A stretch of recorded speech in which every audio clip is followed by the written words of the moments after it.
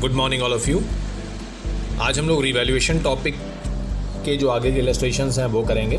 Previous video में हमने revaluation account का कंसेप्ट समझ लिया है कि रिवैल्यूएशन अकाउंट क्यों बनाया जाएगा और कैसे बनाया जाएगा, क्या चीज़ें रिवैल्यूएशन अकाउंट में लिखी जाएंगी, डेबिट साइड में क्या आएगा, क्रेडिट साइड में क्या आएगा, ये सारी चीज़ें हमने प्रीवियस वीडियो में डिस्कस की हैं। आज हम लोग रिवैल्यूएशन अकाउंट के कुछ आगे के इलस्ट्रेशंस देखेंगे, जिसमें मेनली हमारा फोकस जो होगा वो ये होगा कि क्वेश्चन की जो लैंग्वेज है उसको समझ के हमें क्वेश्चन को करना है।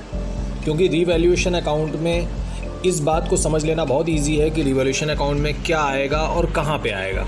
क्योंकि हमने लास्ट वीडियो में देखा था कि रिवैल्यूएशन अकाउंट के क्रेडिट साइड में ऐसे ट्रांजैक्शंस आएंगे जिसकी वजह से प्रॉफिट होता है। तो प्रॉफिट कब होता है? जब असेट की वैल्यू इंक्रीज़ करती है या लायबिलिटी की वैल्यू डिक्रीज़ करती है। तो ये दोनों चीज़ें रिवैल्यूएशन अकाउंट के क्रेडिट साइड में आएंगी। और डेबिट में क्या आएगा? ऐसे ट्रांजैक्शन जिसकी वजह से लॉस होगा। तो लॉस हमारा कब होगा? जब असेट की वैल्यू डिक्रीज़ कर जाएगी या लायबिलिटी की वैल्यू इंक्रीज़ कर जाएगी। तो रिवैल्यूएशन अकाउंट में सिर्फ इतना ही लिखा जाता है, that means increase in decrease in the value of assets and liabilities. सिर्फ ये चीज़ हम रिवैल्यूएशन अकाउंट में लिखते हैं और इसी की वजह से या तो प्रॉफिट होगा या लॉस होगा और उसे हम पुराने पार्टनर्स के बीच में पुराने रेशियो में डिस्ट्रीब्यूट कर देते हैं। पर क्वेश्चन की लैंग्वेज पे बहुत ध्यान देना होगा कि क्वेश्चन की लैंग्वेज कैसे लिखी हुई है और उसका क्या मीनिंग निकल रहा है। हमें ये पहले क्लियर करना होगा कि असेट की वैल्यू इंक्रीज़ कर रही है या डिक्रीज़ कर रही है। तो लैंग्वेज पे हमारा मेन फोकस होगा इस वीडियो में। तो नेक्स्ट इलस्ट्रेशन आज हम लोग देखेंगे। ये इलस्ट्रेशन हमारा 30 है। तो इसमें लैंग्वेज हमें पढ़नी है कि क्या लैंग्वेज लिखी हुई है और उसका क्या ट्रीटमेंट होना है। तो यहाँ लिखा हुआ है pass journal entries to record the following transactions on the admission of Manan as a partner in the journal of Ajay and Ranjan. तो ओल्ड पार्टनर्स हमारे अजय और रंजन हैं, न्यू पार्टनर मनन है और जो पुराना रेशियो है वो 2:3 है। वैसे रीवैल्यूएशन पे हमें नए रेशियो की कोई रिक्वायरमेंट नहीं है और नए पार्टनर की भी कोई रिक्वायरमेंट नहीं है, क्योंकि रीवैल्यूएशन का जो एडजस्टमेंट है वो नए पार्टनर के बीच में नहीं किया जाता। तो जो भी प्रॉफिट या लॉस होता है वो हम सिर्फ पुराने पार्टनर्स के बीच में ही डिस्ट्रीब्यूट करते हैं। तो पहला पॉइंट देखेंगे क्या लिखा हुआ है। पहले पॉइंट में लिखा है कि value of furniture is increased by 10,000। Furniture की वैल्यू 10,000 रुपये इंक्रीज़ करनी है और पुरानी वैल्यू है 50,000। तो पुरानी वैल्यू से अब हमें कोई यहाँ पे रिक्वायरमेंट नहीं है, क्योंकि हमें पता है कि फ़र्नीचर की वैल्यू हमें कितनी इंक्रीज़ करनी है। तो असेट की वैल्यू इंक्रीज़ हो रही है, तो रीवैल्यूएशन अकाउंट में किधर लिखेंगे? हम क्रेडिट साइड में लिखेंगे। क्योंकि अभी हमने डिस्कस किया था कि रीवैल्यूएशन अकाउंट में असेट अगर इंक्रीज़ करेगा तो क्रेडिट में आएगा और डिक्रीज़ करेगा तो डेबिट में आएगा। ये चीज़ अभी डिस्कस की थी। और लायबिलिटी के साथ रिवर्स है, लायबिलिटी इंक्रीज़ डेबिट और लायबिलिटी डिक्रीज़ क्रेडिट। तो ये रिवैल्यूएशन अकाउंट का कंसेप्ट है। और नॉर्मल जर्नल एंट्री हम लोग ने पहले भी डिस्कस की हैं कि लायबिलिटी इंक्रीज़ होती है तो क्रेडिट होती है, लायबिलिटी डिक्रीज़ होती है तो डेबिट होती है। तो जर्नल एंट्री के हिसाब से अगर आप करें तब भी आपका आंसर वही आएगा, और रिवैल्यूएशन अकाउंट के फॉर्मेट के हिसाब से करें तब भी आंसर वही आएगा। अकाउंट में पोस्टिंग होती है, जर्नल में एंट्री होती है, और एंट्री और पोस्टिंग बिल्कुल रिवर्स हो जाती हैं। तो इसलिए यहाँ पे देखिए वैल्यू है फर्नीचर की और फर्नीचर असेट है हमारा, फर्नीचर इंक्रीज़ कर रहा है। तो रीवैल्यूएशन में हम इसको क्रेडिट में लिखते हैं। तो रीवैल्यूएशन में क्रेडिट में लिखेंगे, इसका मतलब रीवैल्यूएशन अकाउंट क्रेडिट हो गया। और डेबिट क्या हो जाएगा? फर्नीचर। तो एंट्री बन जाएगी furniture account debit to revaluation. ये देखिए एंट्री हमारी बनी होगी। पहली entry furniture account debit to revaluation 10,000 rupees. तो इस तरह से हमारा फर्स्ट एंट्री ये कंप्लीट होता है। सेकेंड ट्रांजैक्शन देखते हैं क्या लिखा हुआ है। सेकेंड ट्रांजैक्शन लिखा हुआ है value of machinery increased to 40,000। तो यहाँ पे 2 लिखा हुआ है, वैल्यू ऑफ मशीनरी इंक्रीज्ड 2 और पहले से वैल्यू है 20। तो यहाँ पे क्वेश्चन कह रहा है कि मशीनरी की वैल्यू 40,000 हो गई है। ऐसा नहीं कह रहा है कि मशीनरी की वैल्यू 40,000 से बढ़ा दीजिए, बाय नहीं लिखा हुआ है, यहाँ पे 2 लिखा हुआ है। तो नई वैल्यू 40,000 है। तो क्वेश्चन आपको नई वैल्यू बता रहा है कि नई वैल्यू 40,000 है और पुरानी वैल्यू 20,000 थी। तो इसका मतलब 20,000 रुपीज़ वैल्यू आपको बढ़ा देनी है। तो इसका ये मतलब हुआ कि 20,000 वैल्यू आप बढ़ा दीजिए। तो बाय नहीं लिखा है, टू लिखा है। तो बहुत ध्यान देना है कि टू लिखा है या बाय लिखा है, और टू और बाय में डिफरेंस आपको ऑलरेडी क्लियर है। तो मशीन की वैल्यू हमें 40,000 करनी है और पहले से 20,000 है, इसका मतलब 20,000 वैल्यू आप बढ़ा दीजिए। तो एंट्री सेम रहेगी क्योंकि फर्नीचर और मशीन दोनों ही एसेट होते हैं। तो रीवैल्यूएशन के क्रेडिट में जाएगा, इसका मतलब रीवैल्यूएशन तो क्रेडिट हो जाएगा, तो मशीनरी डेबिट हो जाएगा।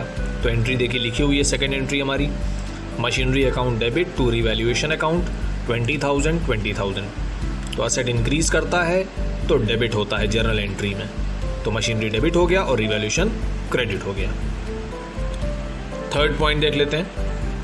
थर्ड पॉइंट में लिखा हुआ है value of building brought up to 120%। देखिए यहाँ भी अप टू लिखा हुआ है, और बुक वैल्यू यानी कि जो पुरानी वैल्यू है वो 50,000 है। तो बिल्डिंग की वैल्यू हमें 120% करनी है। क्वेश्चन ऐसा नहीं कह रहा है कि 120% से बढ़ रही है।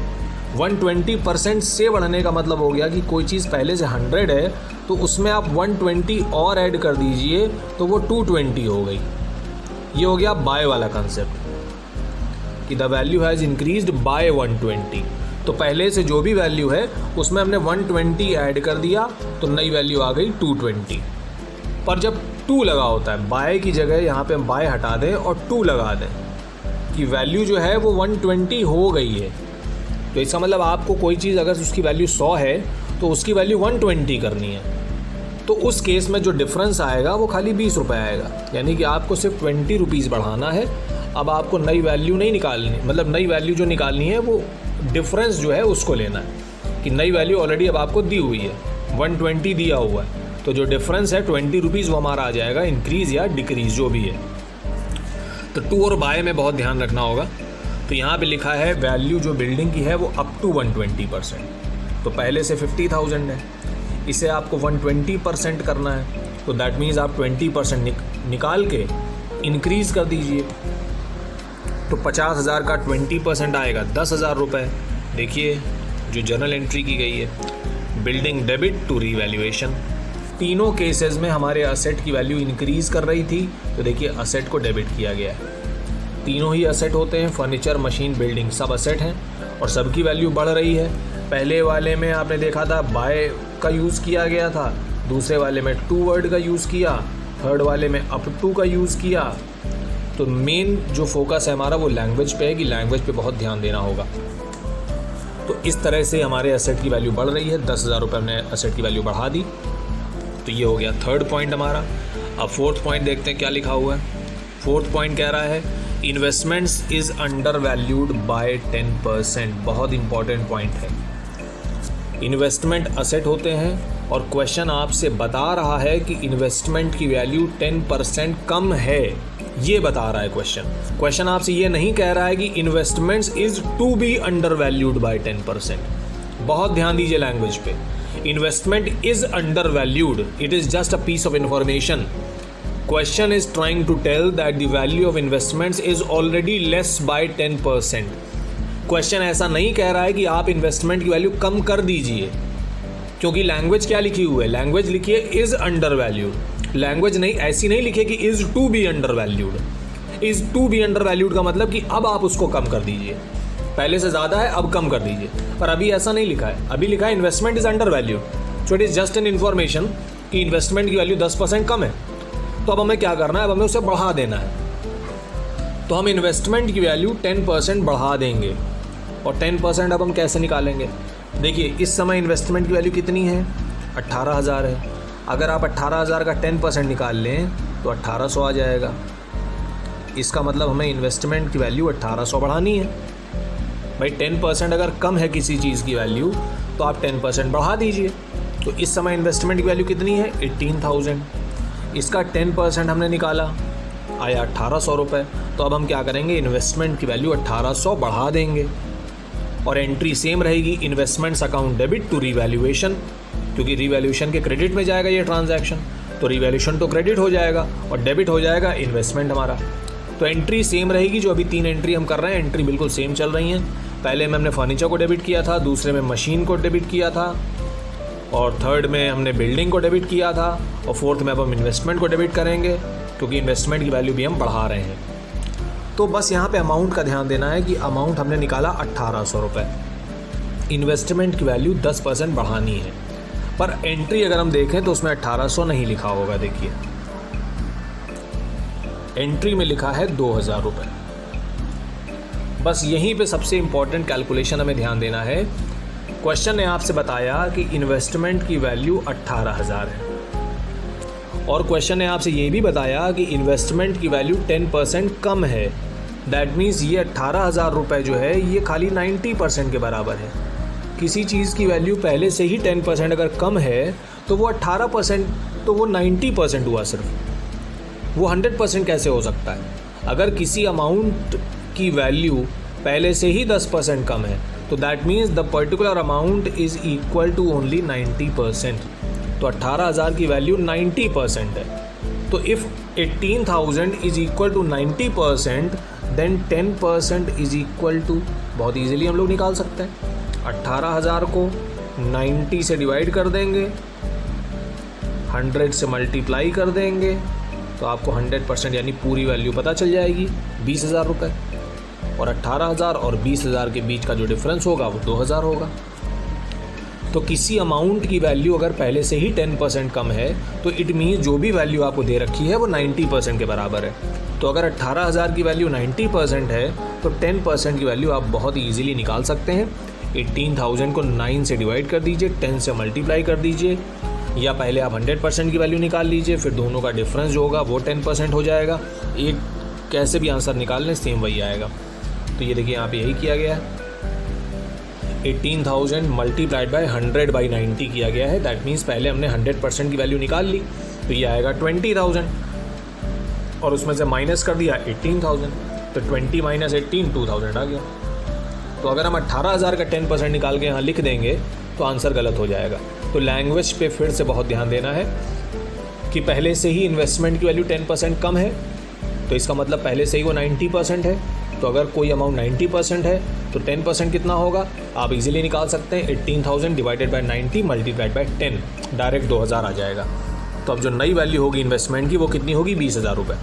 18 पहले से थी, 2,000 ने बढ़ा दिया, अब नई वैल्यू हो जाएगी 20,000 रुपये। नेक्स्ट पॉइंट देखते हैं, लिखा है stock is over valued by 10%। इसमें भी सेम यही कंसेप्ट लगेगा जो अभी हमने डिस्कस किया है। Stock is over valued, stock पहले से ही ओवर वैल्यू है, यानी कि उसकी वैल्यू पहले से ही 10% ज़्यादा है। इसका मतलब जो भी वैल्यू आपको दी गई है वो 110% है, वो 100% नहीं है। जो भी वैल्यू स्टॉक की आपको ये दी गई है 22,000 रुपये, ये 100% वैल्यू नहीं है, ये 110% है। तो आपको इसे 100% करना है, यानी कि आपको 10% कम करना है। तो आप 22,000 का 10% डायरेक्ट नहीं निकालेंगे, आप 22,000 को पहले 110 से डिवाइड करेंगे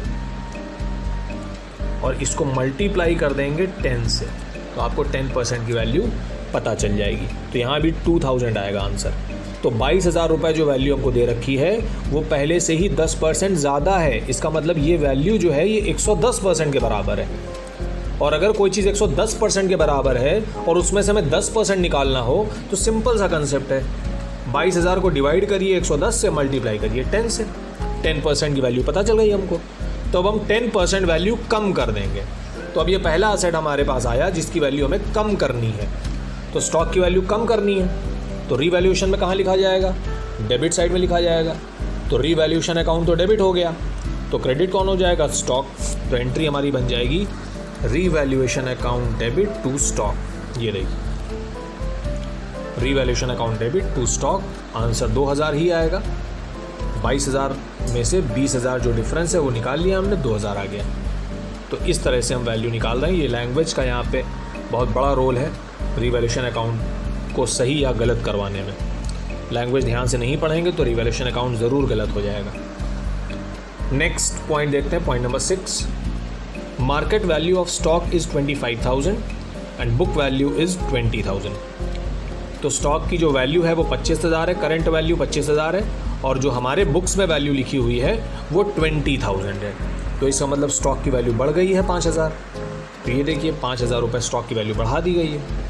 सिंपल सा ट्रांजैक्शन था ये। तो तो इसलिए एंट्री में वैल्यू कम कर रहे थे हम 2000, इस एंट्री में बढ़ा रहे हैं, तो एंट्री रिवर्स है। देखिए आपस में पहले वाली एंट्री रिवैल्यूएशन टू स्टॉक है और अब है स्टॉक टू रिवैल्यूएशन, तो बस इतना सा अंतर है, 5000 रुपये वैल्यू हमने बढ़ा दी।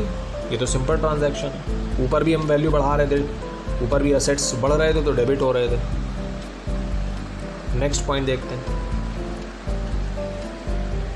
Machinery is taken by Ajay for 80,000 and book value is 60,000। तो मशीन है हमारे पास जिसकी वैल्यू है 60,000 रुपये, मशीन की वैल्यू है 60,000 रुपये और अजय एक पार्टनर है, अजय उसको ले रहा है 80,000 में। तो पहले आपको क्या करना चाहिए, पहले आपको 60,000 की मशीन को 80,000 का बना दीजिए। इसका मतलब मशीन की वैल्यू को 20,000 रुपये बढ़ा दीजिए। तो मशीन एक असेट है, असेट की वैल्यू बढ़ानी है, तो वही एंट्री जो हम लोग बार बार कर रहे हैं, असेट डेबिट टू रिवैल्यूएशन। तो यहाँ पे एंट्री हो जाएगी मशीनरी डेबिट टू रिवैल्यूएशन। तो पहले हम 20,000 रुपये असेट की वैल्यू बढ़ा दें, तो ये देखिए एंट्री की गई है मशीनरी डेबिट टू रिवैल्यूएशन 20,000। तो पहले हमने असेट की वैल्यू को 20,000 से बढ़ा दिया, तो अब हमारी मशीन की वैल्यू हो गई 80,000 और अब ये मशीन आप किसको दे दीजिए, अजय को दे दीजिए। तो एंट्री हो जाएगी Ajay's capital account debit to machine. तो मशीन को पहले हमने बढ़ाया, डेबिट किया और अब हमने मशीन को देखिए क्रेडिट कर दिया। दैट मीन्स पूरा का पूरा मशीन कम कर दिया, असेट डिक्रीज हो गया हमारा, चला गया पूरा 80,000। और डेबिट किसको किया, अजय को। कैपिटल अकाउंट डेबिट किया आपने, इसका मतलब कैपिटल हमारी कम हो रही है। कैपिटल अकाउंट के बारे में पहले भी हमने डिस्कस किया है चैप्टर नंबर 1 में कि कैपिटल अगर डेबिट होता है तो डिक्रीज होता है, क्रेडिट होता है तो इंक्रीज होता है। तो आपने अजय के कैपिटल को डेबिट किया है, दैट मीन्स आपने अजय के कैपिटल अकाउंट से 80,000 रुपये माइनस कर लिए हैं। क्यों माइनस कर लिए हैं, क्योंकि उसने मशीन टेक ओवर की है। तो मशीन को पहले हमने 20,000 से इंक्रीज़ किया और बाद में पूरी की पूरी मशीन 80,000 रुपये से डिक्रीज़ कर दी। देखिए, और इसका पैसा कहाँ से हमने काटा, अजय के कैपिटल अकाउंट से इस पैसे को हमने डिडक्ट कर लिया। तो ये 2 एंट्री यहाँ पे हो जाएंगी, पहले मशीन की वैल्यू इंक्रीज़ करने के लिए और बाद में मशीन को हम दे रहे हैं पार्टनर को। तो ये 2 एंट्री हो गई यहाँ पे। नेक्स्ट ट्रांजैक्शन देख लेते हैं। 1/3 of machinery is taken by Ranjan for 30,000 and balance is revalued at 57,600. Book value of the machine is 72,000। बहुत ही अच्छा पॉइंट है। मशीन की बुक वैल्यू 72,000 है, यानी कि हमारी बैलेंस शीट में वैल्यू कितनी लिखी है, 72,000। 1/3 मशीन जो है वो 30,000 रुपये में रंजन ले रहा है।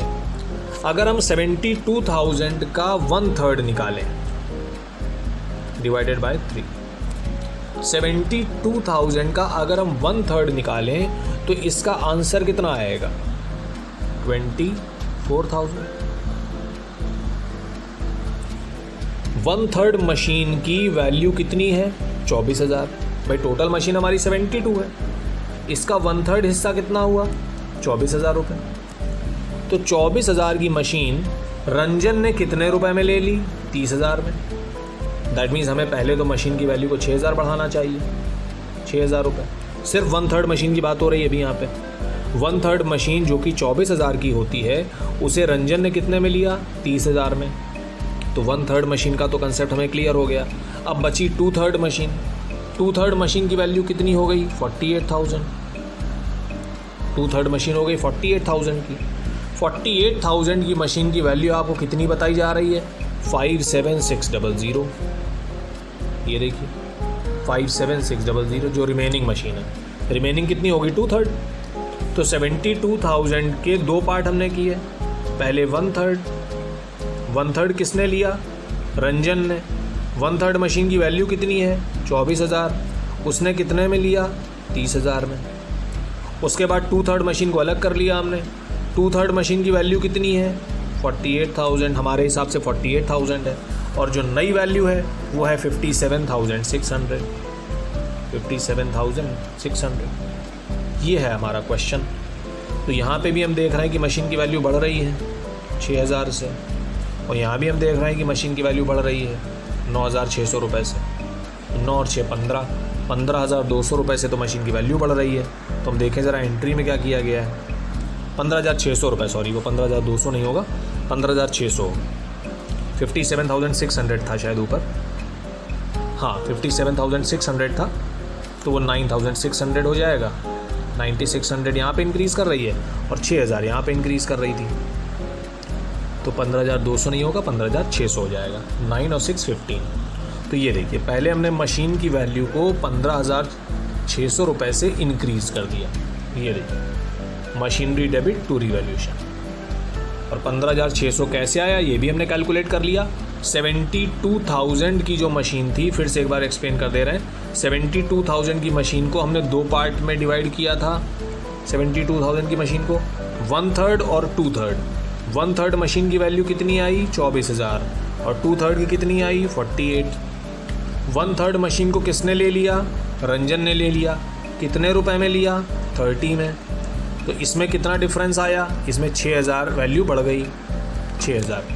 और यहाँ पे देखिए 48,000 की जो मशीन थी इसकी वैल्यू कितनी थी 57,600। तो यहाँ पे वैल्यू कितनी इंक्रीज़ कर गई, यहाँ पे वैल्यू इंक्रीज़ कर गई 9,600। तो 2 बार वैल्यू इंक्रीज़ करी, यहाँ 6,000 इंक्रीज़ हो गई और यहाँ 9,600 रुपये इंक्रीज़ हो गई। तो टोटल इंक्रीज़ कितना हुआ, इन दोनों को आप ऐड कर लेंगे, टोटल इंक्रीज़ पता चल जाएगा। 9 और 6 15, 15,600। टोटल 15,600 रुपये मशीन की वैल्यू हमारी बढ़ रही है। तो वही देखिए यहाँ पे इंक्रीज़ किया गया है मशीनरी डेबिट टू रिवैल्यूएशन, और ये देखिए 15,600 रुपये से इंक्रीज़ किया गया है। तो पहले तो हमने वैल्यू इंक्रीज़ कर दी और बाद में ये जो 1/3 मशीन है इसे आप दे दीजिए रंजन को, तो उसकी एंट्री सेम हो जाएगी, Ranjan's capital account debit to machinery. ये देखिए लिखा हुआ है Ranjan's capital account debit to machinery. 30,000 रुपये में उसने मशीन आपकी टेक ओवर कर ली है। तो एंट्री सेम रहेंगी जैसे पिछली ट्रांजैक्शन में हमने किया था। तो यहाँ पे देखिए सेम एंट्री हुई है, मशीनरी डेबिट टू रिवैल्यूएशन। पहले वैल्यू इंक्रीज़ कर दिया हमने और बाद में 1/3 मशीन हमने रंजन को दे दिया। तो ऊपर और नीचे एंट्री बिल्कुल सेम थी, सिर्फ लैंग्वेज में बहुत ज़्यादा डिफरेंस था। अब देखते हैं नेक्स्ट पॉइंट क्या लिखा हुआ है। नेक्स्ट लिखा है एक्सपेंस, ये पॉइंट नंबर 9 देखेंगे पहले। Out of the amount of insurance which was debited to PL 5,000 is prepaid insurance. तो प्रीपेड इंश्योरेंस हमारा असेट होता है। क्वेश्चन कह रहा है कि जो टोटल इंश्योरेंस हमने पे किया है उसमें से 5,000 रुपये प्रीपेड है। तो प्रीपेड इंश्योरेंस असेट होता है हमारा, तो असेट को हमें इंक्रीज़ करना है। तो असेट को इंक्रीज़ करना है तो रिवैल्यूएशन अकाउंट के क्रेडिट में आता है। इसका मतलब रिवैल्यूएशन अकाउंट तो क्रेडिट हो जाएगा, तो डेबिट कौन होगा, प्रीपेड इंश्योरेंस डेबिट हो जाएगा। तो सिंपल एंट्री बन जाएगी prepaid insurance debit to revaluation. ये देखिए अनएक्सपायर्ड और prepaid insurance debit to revaluation 5,000 रुपये। सिंपल एंट्री, असेट इंक्रीज हो रहा है दोबारा से, यहाँ पे भी असेट इंक्रीज हो रहा है। नेक्स्ट पॉइंट नंबर 10 देखेंगे। Expenses on revaluation 5,000 paid by Ajay. Ajay ने एक्सपेंसेस पे किए हैं। एक्सपेंस पे करने की रिस्पॉन्सिबिलिटी किसी पार्टनर की नहीं होती, ये एक्सपेंस फर्म का होता है। ये एक्सपेंस फर्म को पे करना चाहिए था पर पे किया है अजय ने। तो अब हम क्या करेंगे, अजय के कैपिटल अकाउंट को हम 5,000 रुपये से इंक्रीज़ कर देंगे। अजय के कैपिटल अकाउंट को हम 5,000 रुपये से इंक्रीज़ कर देंगे क्योंकि उसने फर्म के बिहाफ पे कुछ पेमेंट किया है। तो आप सिर्फ अजय के अकाउंट को 5,000 रुपये बढ़ा दीजिए, इसका मतलब अजय के कैपिटल अकाउंट को क्रेडिट कर दीजिए। तो डेबिट हो जाएगा रिवैल्यूएशन अकाउंट। कैपिटल अकाउंट जब इंक्रीज़ करता है तो क्रेडिट होता है। तो ये देखिए entry, revaluation account debit to Ajay 5,000। तो कैपिटल अकाउंट अगर क्रेडिट हो रहा है तो इंक्रीज़ होता है और डेबिट होता है तो डिक्रीज़ होता है। तो इसलिए अजय के कैपिटल अकाउंट को हमने क्रेडिट कर दिया है और 5,000 रुपये उसके कैपिटल अकाउंट को हमने इंक्रीज़ कर दिया है। अब नेक्स्ट पॉइंट देखते हैं। नेक्स्ट पॉइंट कह रहा है debtor whose dues of 14,000 were written off as bad paid 10,000 in full settlement. तो बैड डेट्स हो चुका है पहले से ही, तो उसकी तो एंट्री हम ऑलरेडी कर चुके होंगे। अब जो ट्रांजैक्शन हुआ है वो ये हुआ है कि उसने 10,000 रुपये हमें दिए हैं, तो इसकी एंट्री हम लोगों ने क्लास 11th में भी डिस्कस की है। बैड डेट्स रिकवर्ड की एंट्री हमने क्लास 11th में भी डिस्कस की है। तो इसकी एंट्री होती है cash account debit to bad debts recovered या bank account debit to bad debts recovered, यही एंट्री होती है इसकी। डेटर से कितना पैसा लेना था अब हमको इससे कोई मतलब नहीं। तो उसने 10,000 रुपये हमें पे कर दिए हैं। यहाँ पे ये पेड वर्ड बहुत इंपॉर्टेंट है, उसने पे कर दिया है। कई बार ऐसा लिखा होता है कि डेटर हैज़ प्रॉमिस्ड टू पे, यानी वो प्रॉमिस कर रहा है कि हम पे करेंगे, और अभी क्या लिखा है कि उसने पे कर दिया है, पेड लिखा हुआ है साफ साफ। तो पे किया है तो हम सीधे क्या करेंगे, कैश को हम इंक्रीज कर देंगे 10,000 रुपये से। तो आप कैश को इंक्रीज कर दीजिए, दैट मीन्स कैश को डेबिट कर दीजिए, रिवैल्यूएशन को क्रेडिट कर दीजिए। तो एक एंट्री सफिशिएंट होगी, cash account debit to revaluation. Cash एक असेट होता है, असेट को हम इंक्रीज कर देंगे और रिवैल्यूएशन को क्रेडिट कर देंगे। तो इसकी एक ही एंट्री हम बनाएंगे, cash account debit to revaluation. यहाँ पे देखिए 2 एंट्री बनी होंगी, उनको आप कंबाइन भी कर देंगे तो एक ही एंट्री आ जाएगी। ये देखिए, cash account debit to bad debts recovered, और नेक्स्ट एंट्री है bad debts recovered debit to revaluation. तो दोनों एंट्री में बैड डेट्स रिकवर्ड हमें दिख रहा है। तो बैड डेट्स रिकवर्ड को हम अगर हटा दें यहाँ से, बैड डेट्स रिकवर्ड को यहाँ से हटा दें, तो सिंगल एंट्री हमारी बन जाती है, cash account debit to revaluation account. तो एक ही एंट्री हमारी सफिशिएंट होगी, 2 एंट्री करने की कोई रिक्वायरमेंट नहीं है। बैड डेट्स रिकवर्ड अकाउंट हमें नहीं खोलना है, नया अकाउंट कोई नहीं खोलेंगे हम। तो एक ही एंट्री होगी, cash account debit to bad debts cash account debit to revaluation. तो इस तरह से हमारा ये इलस्ट्रेशन कंप्लीट होता है। और इस इलस्ट्रेशन में मेनली हमारा जो फोकस था वो ये था कि किस तरह से रिवैल्यूएशन अकाउंट में लैंग्वेज जो है क्वेश्चन की, वो एक बहुत बड़ा रोल प्ले करती है। तो पूरे इलस्ट्रेशन में बहुत सारे पॉइंट्स ऐसे थे जिसमें अलग अलग तरह की लैंग्वेज देखिए लिखी हुई थी। और यहाँ पे एक इंपॉर्टेंट नोट देखिए लिखा हुआ है, be careful about the language of adjustments. वही बात लिखी है साफ। तो ऑथर ने स्पेशली इस बात को मेंशन किया है कि आपको लैंग्वेज के लिए बहुत केयरफुल रहना होगा। There is a difference between machinery reduced by 25% and machinery reduced to 25%। तो ये अभी हमने डिस्कस किया है कि टू और बाय में क्या डिफरेंस होता है। तो अभी हमने ऊपर ऑलरेडी इलस्ट्रेशन में देख लिया, तो इसको एक्सप्लेन भी किया गया, आप इसको पढ़ लीजिएगा एक बार। उसके बाद देखिए सेकंड पॉइंट में क्या लिखा है, ऑल डेटर्स आर गुड।